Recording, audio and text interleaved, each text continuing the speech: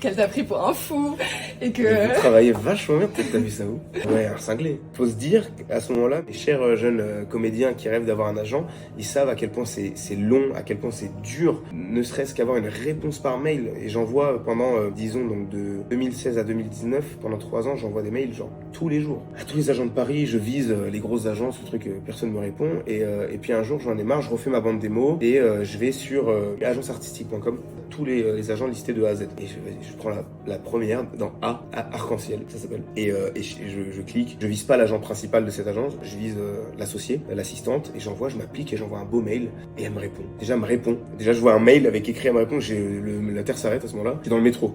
Je sors à une station qui est pas la mienne, je vais dehors, il pleut, je n'ai rien à foutre, j'étais comme un ouf, je l'appelle direct parce qu'elle voulait qu'on s'appelle, et elle me donne un rendez-vous. Alors, ça fait 5 ans que je rêve d'avoir un rendez-vous avec un agent, et donc pour moi c'était genre le moment le plus important de ma vie, et donc je dis bon c'est important, je vais essayer de me saper. Ah, je suis passé pour un fou, je suis arrivé col roulé jusqu'à... Moi j'ai pas de cou, donc déjà si je mets un col roulé c'est très bizarre. Donc j'ai un col roulé noir, une veste noire, j'allais vendre des apparts en fait de base, je suis arrivé un fou, et je commence à me mettre, je suis comme ça. Je réponds par oui madame, tout ce qui est pas ma personnalité en fait. Et elle m'avouera bien plus tard qu'elle m'a dit ouais, j'étais bizarre quand même.